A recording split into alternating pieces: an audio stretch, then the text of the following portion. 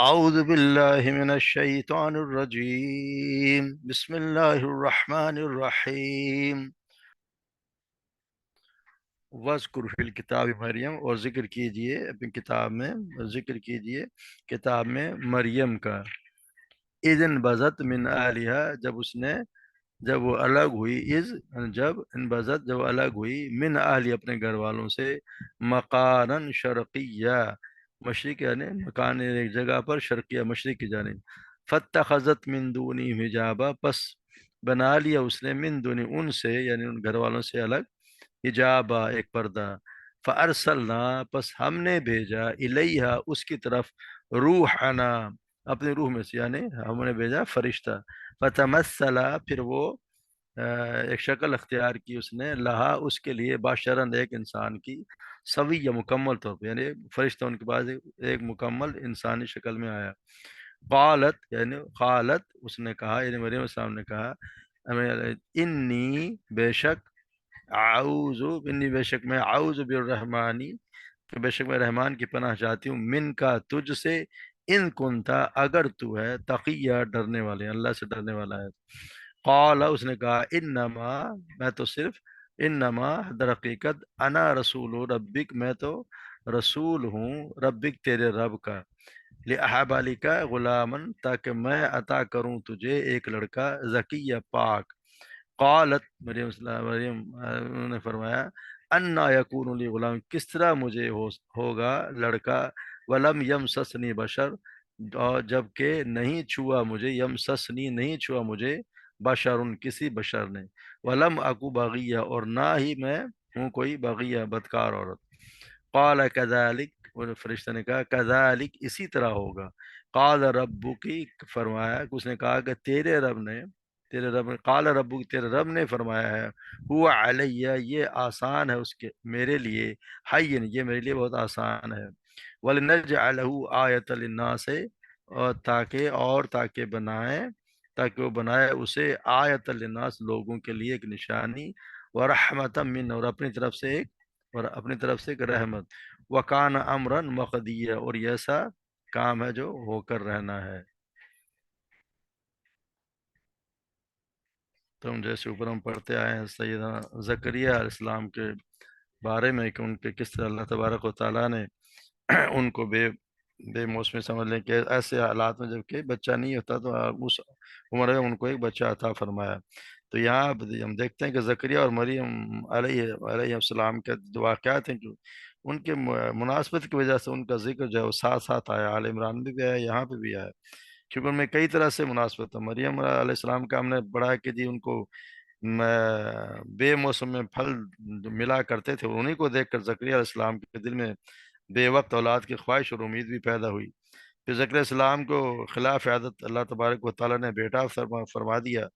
تو مریم علیہ السلام کا بھی، ہاں بھی اس سے بھی بڑھ کر خلاف عادت بیٹا پیدا ہوا۔ دونوں قصے اللہ تبارک و تعالیٰ کی قدرت کاملہ کی دلیل ہیں۔ تو یہاں سیدہ مریم کا ذکر کیا جا رہا ہے، کہا جا رہا ہے کہ آپ جو ذکر کریے یا کتاب میں مریم کا، اذن بازت من اہلیہ مکان شرقیہ، جب وہ الگ تھلگ، یعنی کہ وہ الگ تھلگ وہ اپنے گھر والوں سے ایک پردے کے پیچھے بیٹھ گئیں، کیونکہ ہم دیکھتے ہیں کہ جی جب ہم دیکھتے ہیں کہ وہ ان کو، ویسے بھی ان کی ماں نے پڑھا ہے کہ ان کو ایک بیت المقدس کے لیے ہی خدمت کے لیے وقف کر دیا تھا، اور اپنے ان کے جو ان کی ماں کے بہنوئی، یعنی کہ ان کے اپنے بہنوئی کہ ان کے کفالت میں وہ مصروف عبادت رہا کرتی تھیں۔ تو جیسے حدیث معراج میں بھی آپ صلی اللہ علیہ وسلم نے فرمایا کہ یا ہی اور عیسیٰ علیہ السلام خالہ زاد بھائی، ان کو بتایا کہ دونوں خالہ زاد بھائی تھے۔ تو یہ مریم علیہ السلام کی نیکی، پاکیزگی و شرافت تو بالکل بہت مثال تھی، کیونکہ آپ صلی اللہ علیہ وسلم نے فرمایا کہ مردوں میں تو بہت کامل ہوئے ہیں اور عورتوں میں سے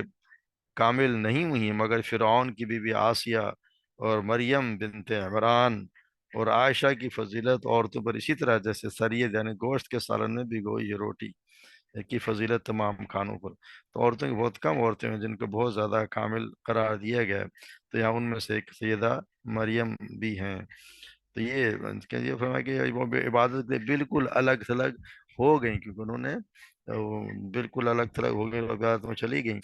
تو پھر ہم دیکھتے ہیں من اہلیہ مکان شرقیہ مشرق کے کنارے پر ان کا ایک جو جہاں پہ بات کیا کرتے تھے وہ مشرق میں تھا. فاتخذت من دونہم حجاب، پھر انہیں پردہ کر لیا ان کے یعنی اپنے گھر والوں کے درمیان اور اپنے درمیان پردہ انہوں نے کر لیا، پردہ کلی والا ہو گئی. پھر فارسلنا الیہ روحنا، پھر اللہ تبارک و تعالیٰ کہ ہم نے ان کی طرف ان کو بھیجا ایک فرشت دو روح آنا، سمجھا ہماری روح ہے مقصد یہ کہ روح تو اللہ کی طرف یہ یہاں پہ یہ جبرائیل علیہ السلام کے لیے روح کا لفظ استعمال ہوا، جب ہم پہلے پڑھا ہے کہ مسجد شورا میں بھی ہے اور سورہ قدر میں بھی ہے. ان کے ان کو سورہ روح کہا گیا جبرائیل علیہ السلام کو، تو یہاں پہ بھی ہماری روح سے مراد ہے کہ ہمارا فرشتہ، اور فرشتہ ان کے پاس آیا ایک انسانی شکل میں، کیونکہ انسان کی شکل میں ہی آئے گا. تو یہاں ہم کہتے ہیں کہ روح کا مالک تو اللہ تعالیٰ ہی ہے، جبکہ جبرائیل علیہ السلام کو خاص طور پر قرار دینے میں اس کی شان کی بلندی ہے. جس طرح ہم دیکھتے ہیں کہ ہر گھر اور ہر اونٹنی اللہ ہی کی ملکیت میں ہے، مگر ہم کہتے ہیں کہ بیت اللہ اور ناقۃ اللہ، تو یہ شان اللہ کہ اللہ تعالیٰ کا گھر ہے وہ، اور ناقۃ اللہ اونٹنی بھی اللہ کی اونٹنی ہے. حالانکہ سب کچھ اللہ ہی کا ہے، جو بھی زمین و آسمان میں ہے اللہ ہی کا ہے، مگر خاص اپنے لیے قرار دینا اس کی خود کی فضیلت ہے، ان کا خود ایک بہت بڑا کہتے ہیں اس کی شان کے مطابق اپنا خاص فرشتہ انہوں نے بھیجا گیا. تو یعنی تو یہاں پر فرمایا کہ جب جبرائیل علیہ السلام انسان کی شکل میں اس لیے آئے کہ مریم السلام کے کو ان کے اگر ان کی اصل شکل میں دیکھتی تو شدید خوف کا باعث یا ناقابل برداشت ہو جاتا. جیسے آپ صلی اللہ علیہ وسلم نے بھی اپنی زندگی میں جبرائیل علیہ السلام کو ان کے اصل صورت سے 2 مرتبہ دیکھا. آپ کا اصل صورت ورنہ ان کے پاس بھی انسانی شکل میں ہی آیا کرتے تھے. تو یہاں پر یہ ہے کہ پھر مریم السلام کے پاس جو آئے تو ان کو جب دیکھا انہوں نے کہ فرشتہ جو ہے ان کے پاس آیا ہے، اور اس نے یہ کہا جب ان کو دیکھ لیا تو وہ کہنے لگی کہ مجھے غالت انی، انہوں نے یہی سمجھی کہ جو ایک انسان ایک عورت کے پاس ایک انسان آئے گا پردے کے لحاظ کیے بغیر سامنے آ گیا تو ان کے ذہن میں فوراً شبہ کہ کہیں آدمی کسی بری نیت سے تو نہیں آیا. اس لیے اپنی انتہائی عفت اور پاک دامنی کے ذریعے سے کہنے لگی کہ اسے کہنے لگی اگر تجھے اللہ کا خوف ہو تو میں بے حد رحم کرنے والے اللہ کے ذریعے سے تجھ سے پناہ مانگتی ہوں. قالت انی اعوذ بالرحمن، بے پناہ پر رحمان کے اللہ سے پناہ مانگتی ہوں، من کا تجھ سے، ان کنت تک اگر تو اللہ، اگر تو بھی اللہ سے ڈرنے والا ہے، اگر تو اللہ سے ڈرنے والا ہے تو